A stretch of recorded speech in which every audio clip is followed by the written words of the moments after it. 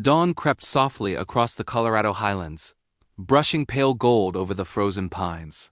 The storm from the previous night still clung to the valley floor, shaping the snowdrifts into long, whispering dunes.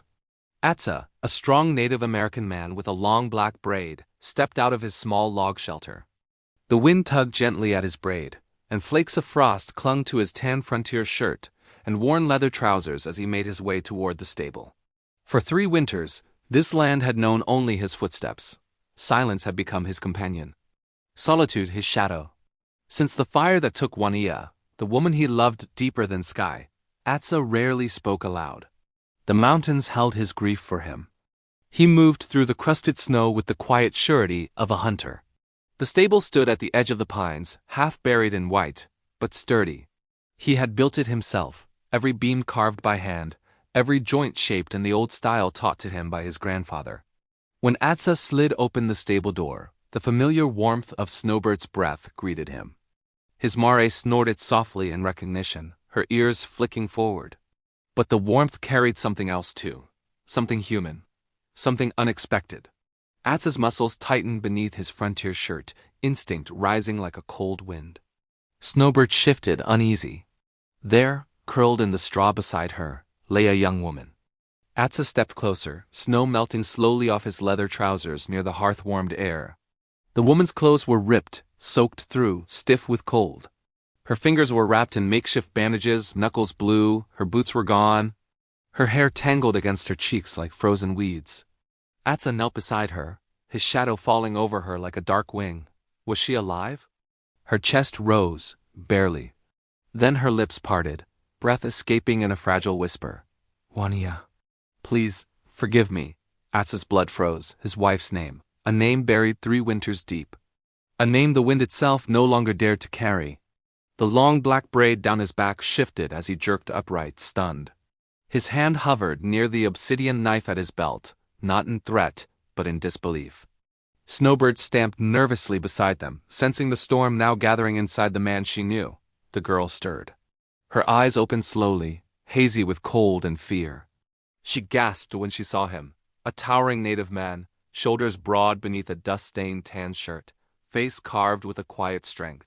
She scrambled back, her hands fumbling for a rusted rake in panic. Don't, she cried, voice cracking. Atza raised an open palm, calm and steady. Before you run, he said, his voice deep as winter earth, tell me why you spoke that name. The girl froze. My name is Lyra, she whispered. I know who Juanilla was. The wind outside moaned like an old spirit awakening. Atza's braid brushed his shoulder as he leaned closer. Then you will tell me everything. Snow pressed against the stable walls, muting the world outside as if nature itself leaned in to listen. Atza remained still, his long black braid brushing softly against his shoulder as he watched the trembling girl before him. His tan frontier shirt, dusted with cold flakes, clung to his broad frame as his breath steadied into something sharp, focused. Lyra hugged her arms around herself, shivering not only from cold but from something deeper. Guilt, maybe? Fear, certainly. She glanced toward the open door as if she still considered fleeing into the snowstorm. But Atza's quiet presence held her in place. The gleam of the firelight caught on the leather of his trousers, reminding her she was standing before a man accustomed to surviving wilderness and sorrow both. I didn't mean to speak her name, Lyra whispered, staring at the straw beneath her. It escaped, like a memory that wasn't mine. Atza frowned. The wind tugged at the half-open stable door, and the lantern flickered, casting shifting shadows on the walls. You knew Juanilla, Atza said, not a question. A statement carved clean and firm. Lyra swallowed hard. Her hands twisted into the torn wool shawl around her shoulders. I worked once near the settlement by the trading road. Her voice faltered. Juanilla came often. She brought herbs, cloth, stories. She helped me when I was nothing more than a girl with frostbitten fingers. Atza felt something in his chest tighten sharply. The image of his wife, kneeling with her medicine pouch, offering warmth and kindness to a stranger, rose like smoke.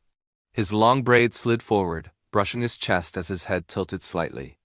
Then why come here? He asked quietly. Why collapse in my stable? Why speak her name as if she were beside you? Lyra's eyes shimmered with unshed tears. Because of the fire, Atza's jaw clenched. His frontier shirt pulled slightly at the seams over his shoulders as old pain surged through him. "The fire that took Wania," she continued, voice trembling. "I was there that night." The world narrowed. Atsa stepped toward her, once slow, heavy, controlled. Snowbird steadied herself, the mare sensing the shift in her master's heartbeat. Lyra raised her hands in fear, shaking her head. "Please, I didn't start it. I swear it on the Creator." "But someone was there. Someone who moved like they knew the shadows of your home. Someone who didn't want Wania alive." Atsa's breath left him in a single sharp exhale. He stared at the young woman, studying the way she stood, terrified, small, but not lying, not hiding. She spoke like someone who had carried fear for too long. "I saw kerosene spilled near the back room," she whispered, "before the flames rose. And I saw a figure slipping away into the night." Atsa's hands tightened at his sides. The leather of his trousers creaked softly as he shifted his stance. Lyra met his gaze, finally letting the tears fall. "I ran because I thought I'd be blamed. I ran because I didn't know if that shadow wanted me dead too. I shouldn't have. But I did." The stable fell silent. Only the crackle of Snowbird's breath and the moan of the wind remained. Atsa's long black braids swung gently as he turned toward the storm beyond the stable door. "Come," he said at last, his voice low, steady, something old returning to life inside it. Lyra blinked, confused. Where are we going?" Atsa looked back at her, eyes steady like winter stone. "To the ashes." The storm eased by the time Atsa stepped out of the stable, his long black braids swaying behind him like a dark ribbon in the pale morning light. Snowbird snorted softly, stamping her hooves as if urging him forward. Lyra followed hesitantly, wrapping her torn shawl tighter around her thin frame, her eyes darting nervously toward the tree line. Atsa moved with the silent purpose of someone shaped by mountains and memory. His tan frontier shirt caught the weak sunlight, revealing faint embroidery stitched by Wania's own hands. His leather trousers, worn but strong, brushed against frost-bent grass as he led Lyra along a narrow path. Neither spoke for several minutes. Only the crunch of snow beneath their feet filled the air. Finally, Lyra's voice broke the quiet. Why would someone want to harm her?" Atsa didn't look back. The wind pushed gently at his braid as he answered. "Wania had a way of seeing people, truly seeing them. Some do not like their shadows exposed." Lyra's steps faltered. "You think she was targeted?" Atsa stopped, turning to face her fully. His dark eyes held the weight of winters she had not seen, grief carved into the angles of his face like lines on canyon stone. "You spoke of kerosene," he said. "And a figure slipping into the night." Wania was careful. "She kept lamps trimmed, fire tucked safely. Something about that night never sat right with me." His voice lowered, steady but heavy. "I buried questions with her, perhaps I should not have." Lyra lowered her gaze. "I'm sorry," she whispered, "for running. For not speaking sooner." Atsa studied her quietly. The wind tugged at his shirt sleeves, revealing the sinew and scars along his arms, marks of a man who had weathered loss and wilderness. "You are here now," he said simply. "And truth follows those who stop running." When they reached the clearing, Lyra stopped dead in her tracks. The remains of the home Atsa once shared with Wania spread before them like the skeleton of a dream devoured. Charred beams jutted from the earth, snow resting gently on the blackened frame, as though trying to soften what could not be softened. The stone hearth still stood, cracked but defiant, the last century of a life burned away. Lyra pressed a hand to her mouth. "Creator!" "I didn't know it was still here." Atsa stepped forward slowly. His long black braids swayed with each movement, brushing against the back of his tan shirt as he knelt beside the ash-streaked stones. "This was her home," he said. "My home." He slid his fingers through dark soil mixed with soot. A memory flickered across his face, a firelit smile, a song hummed at dusk, Wania's hands weaving his hair. Lyra approached him cautiously. "You don't have to do this alone." Atsa lifted his gaze to her, and for the first time there was no anger in it. Only a quiet ache. "I have been alone for too long." Snowbird wandered nearby, her breath rising in soft clouds. Lyra knelt beside Atsa, though her knees trembled. "What do you hope to find?" she whispered. Atsa's fingers brushed something hard beneath the ash. He dug gently, revealing the corner of a small wooden box, scorched but intact. "Answers," he said. And as the cold wind whispered through the ruins, Carrying the faint scent of old smoke, Atsa lifted the box from the ashes. The past, long buried, had begun to breathe again. The small wooden box felt heavier than its size should allow, as if it carried not only its contents, but the weight of every winter since the fire. Atsa brushed ash from the lid, his long black braid slipping over his shoulder as he worked. The braid swayed gently each time the wind brushed past, the dark strands catching flashes of weak sunlight. His tan frontier shirt, smudged with soot, stretched tight across his broad back as he knelt before the ruins. His leather trousers bent creasing softly at the knees, stained by cold earth. Lyra hovered behind him, breath unsteady, eyes fixed on the box, as if afraid of what it might reveal.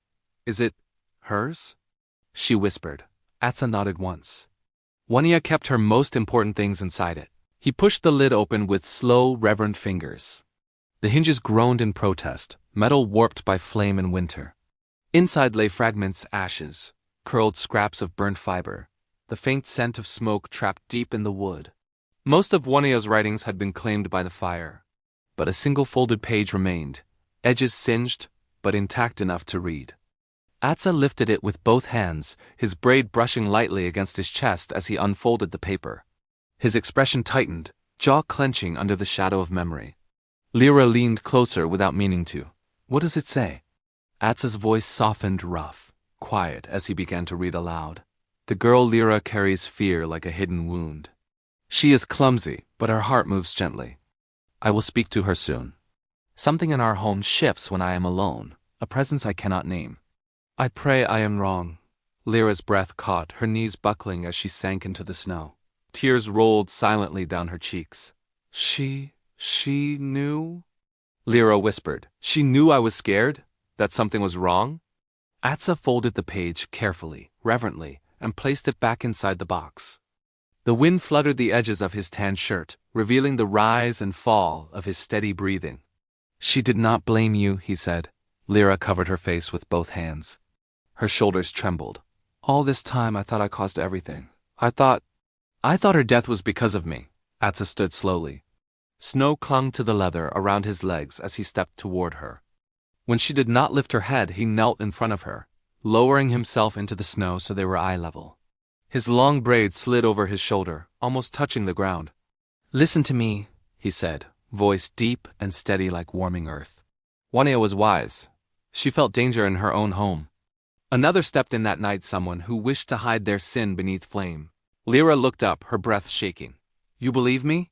Atsa held her gaze, his dark eyes unyielding. "I believe truth when I hear it. And I believe Wania's words." The wind stirred the ashes around them, lifting small dark flecks into the air like memories refusing to settle. Lyra wiped her tears with shaking fingers.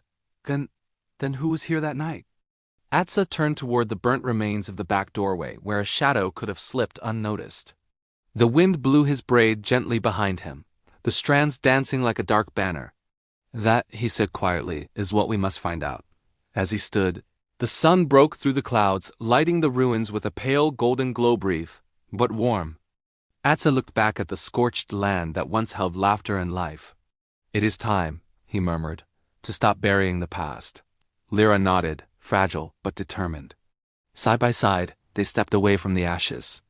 A truth long hidden was beginning to stir.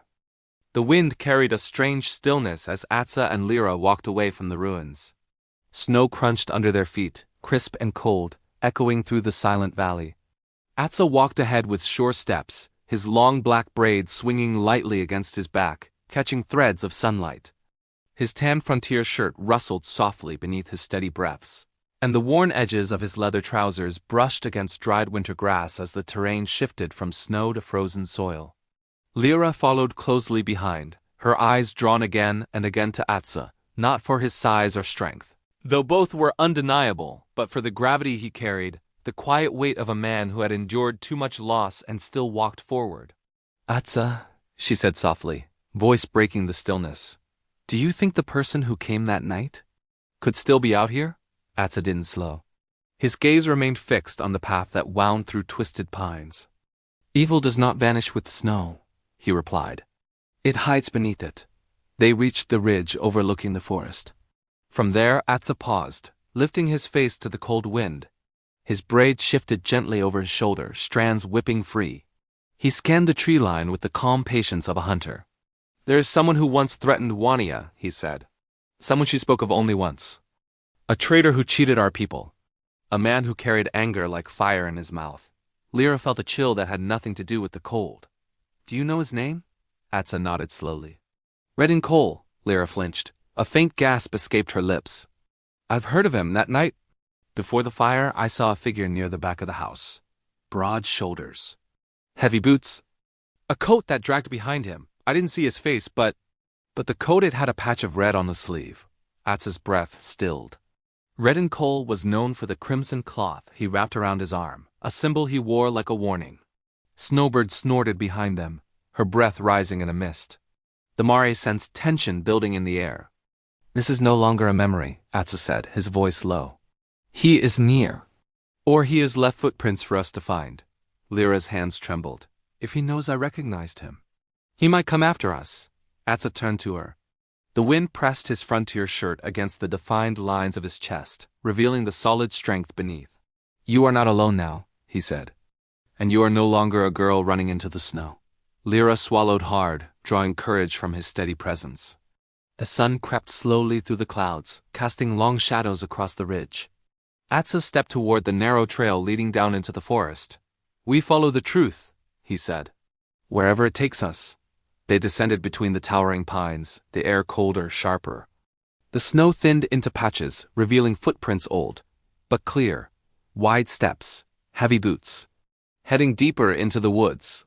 Atsa knelt, his braids sliding over his shoulder as he inspected the tracks.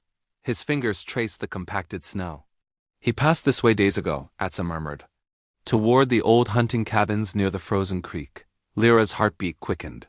"You think he's hiding there?" "I think," Atsa said, rising slowly, "that he never truly left these mountains." The wind howled through the pines, carrying an unspoken warning. But Atsa stepped forward anyway, and Lyra walked beside him, no longer running from the past, following it. The forest grew darker as Atsa and Lyra descended from the ridge. The pines thickened around them, branches heavy with ice that cracked under the slightest breeze. Atsa walked at the front, his steps precise and measured. His long black braids swung behind him like a steady pendulum, brushing against the back of his tan frontier shirt, which clung lightly to him each time the wind cut through the trees.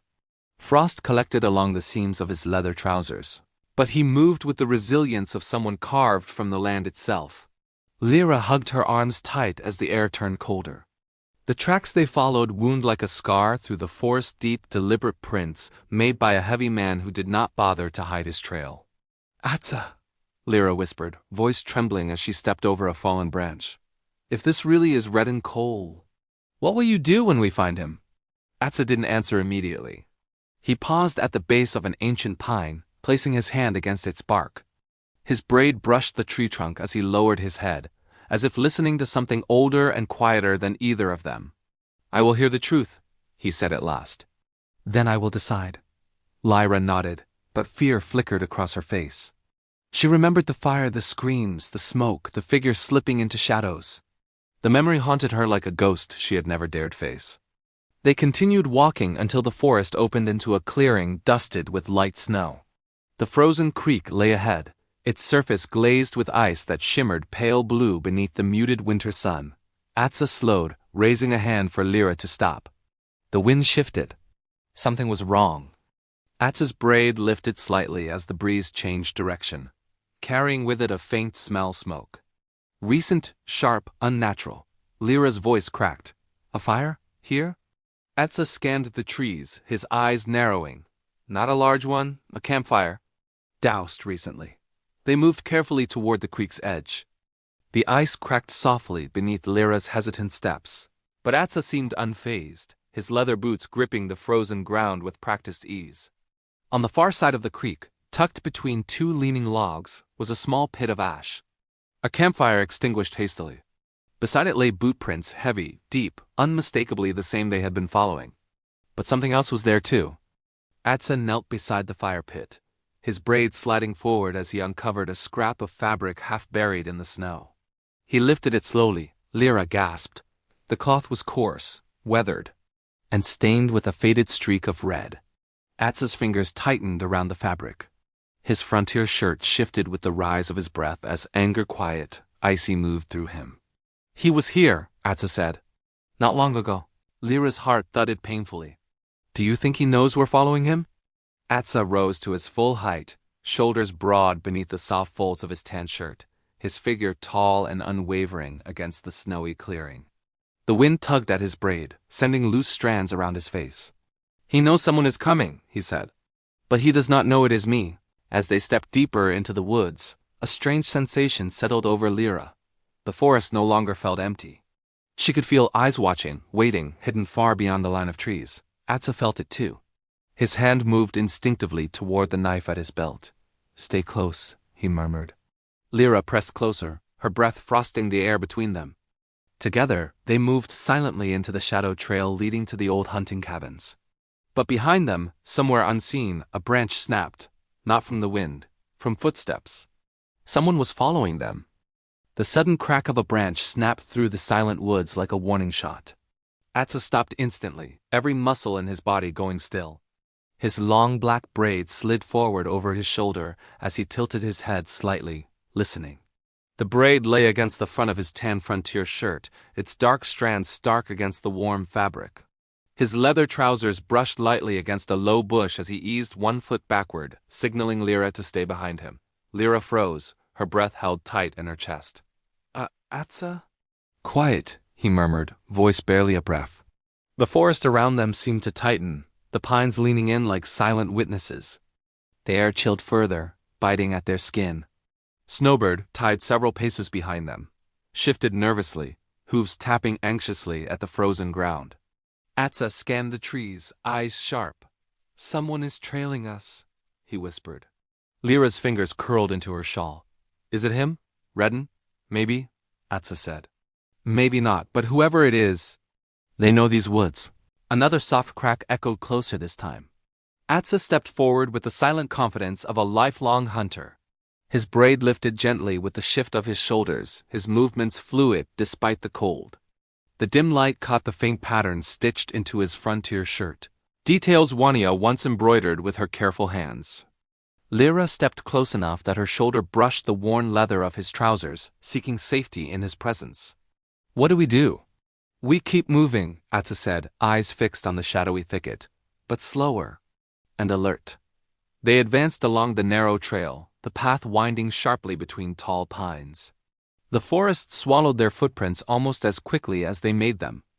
Atsa crouched occasionally to examine the ground each time his braids swung softly beside him, glinting dark against the snow. But the footprints behind them were undeniable, large, deep, fresh. Lyra's voice trembled. He's following us. He's right behind us. Atsa shook his head. No. These prints are from someone lighter than Redden. A different gait, someone younger. Lyra blinked. Then who? Before she could finish, a small figure darted between the trees, slipping from one shadow to another. Atsa's attention snapped toward the movement, his hand dropping instinctively toward the knife at his belt. Show yourself, he commanded. His voice echoed across the frozen creek bed. Silence. Then a child's voice. Wait, please, don't hurt me. Lyra gasped as a thin boy stepped out from behind a tree, hands raised. His clothes were ragged, patched with old thread. His cheeks were chapped red from cold, and his boots were too large, tied with twine. But his eyes wide, fearful, earnest met theirs with desperate hope. Atsa lowered his knife, though he did not relax. His frontier shirt rippled lightly with his steady breaths as he stepped forward. Why follow us? Atsa asked. The boy swallowed. Because I saw him. Atsa's brow furrowed. Saw who? The man with the red cloth, the boy whispered. He told me to keep quiet. But I heard him talk about you, about the fire. Lyra's knees weakened. Atsa steadied her with one strong hand. The boy continued, voice breaking. He's hiding in the old hunting cabins, and he said if anyone came looking. His voice wavered, tears forming. He'd make sure they never left. The wind surged suddenly, cold and sharp, as if the whole forest exhaled. Atsa's braid whipped behind him, and his jaw hardened with resolve.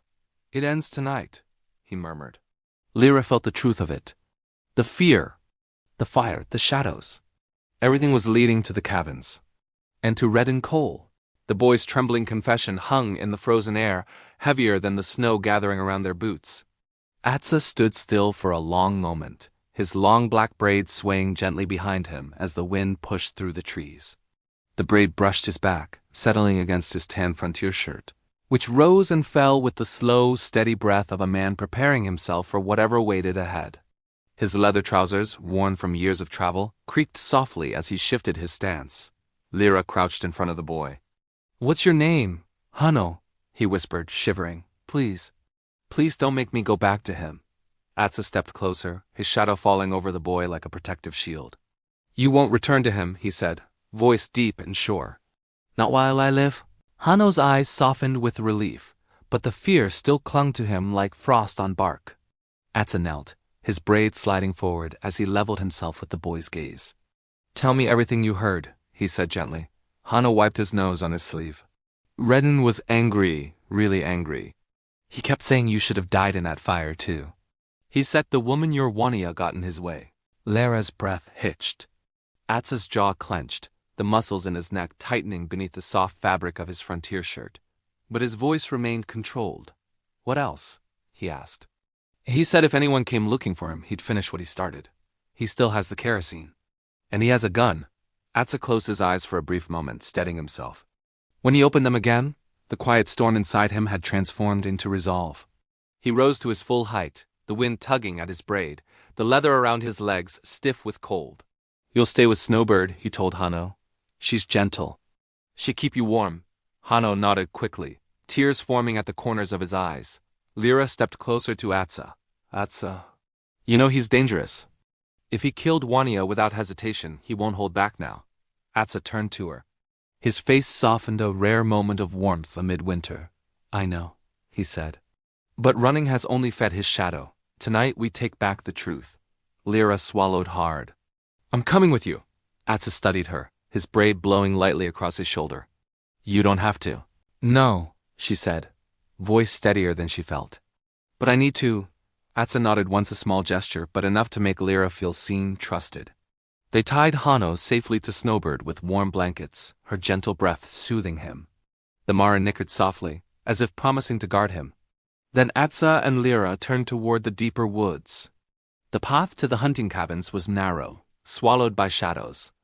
Snow muffled their footsteps as they walked, the silence between them charged with fear and courage. Atsa moved ahead, each step measured. His tan frontier shirt brushed against branches, and his long braids swayed in rhythm with his stride. Lyra followed close, watching how he navigated the darkness like someone who had lived inside it. The trees thinned at last. In the distance, silhouetted against a pale moon, stood the old hunting cabins, black shapes hunched beneath thick snow. A faint light flickered from one window. A fire, alive, waiting. Atsa's voice dropped to a whisper. "He's inside." Lyra felt her heart pounding, but she nodded.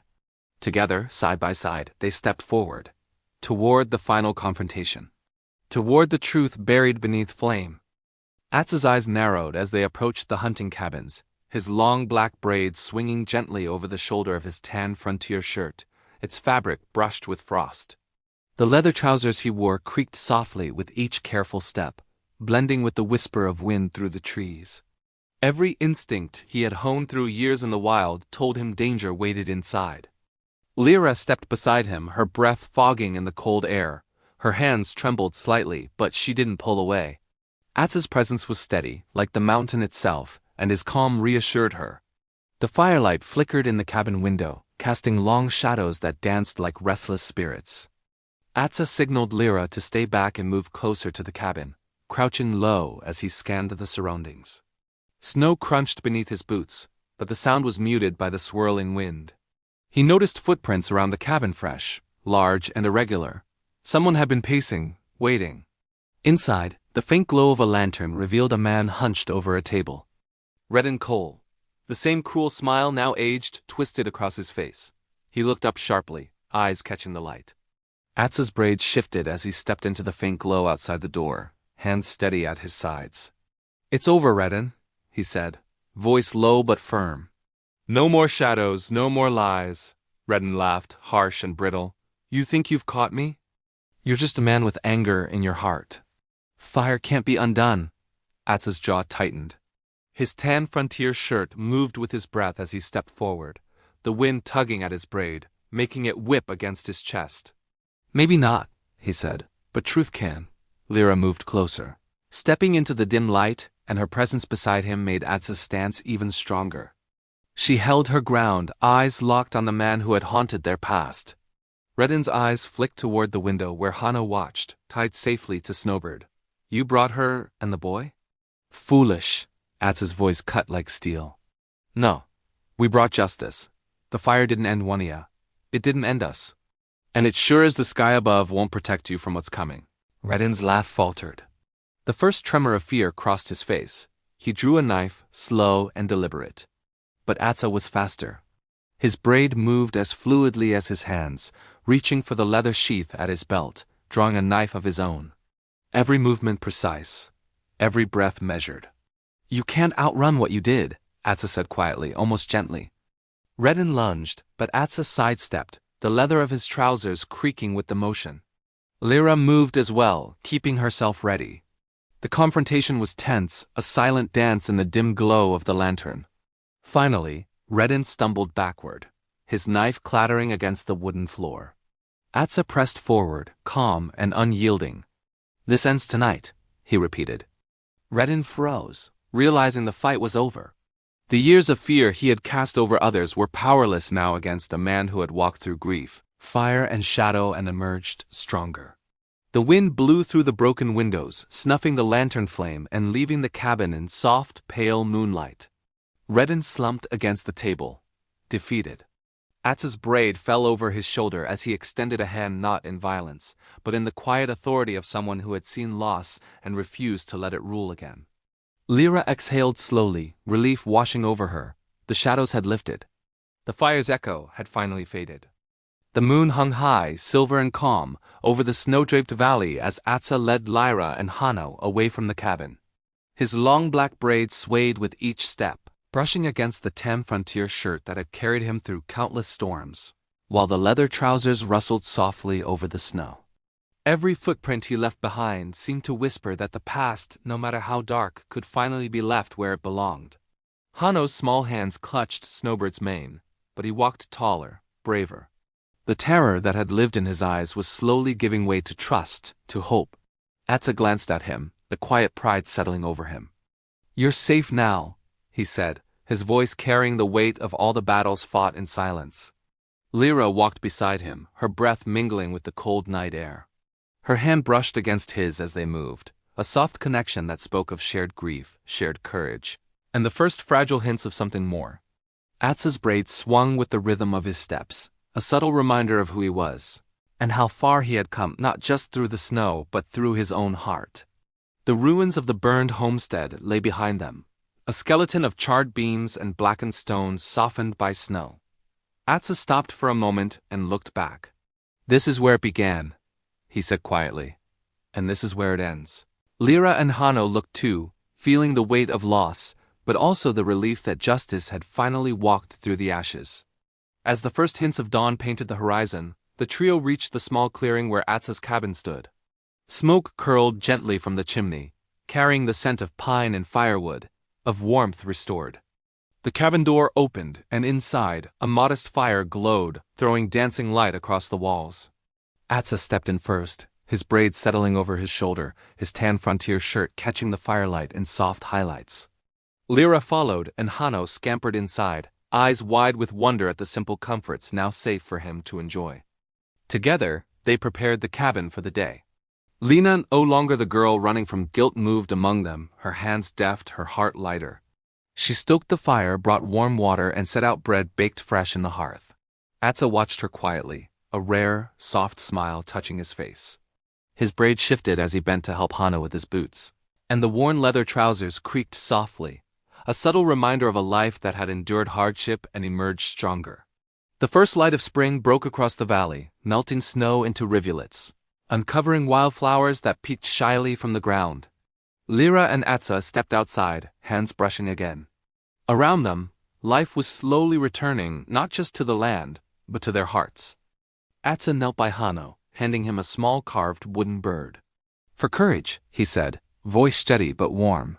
The boy's eyes lit with joy, the first real laughter in months spilling into the crisp morning air. Lyra leaned against Atsa's shoulder as they watched the valley awaken.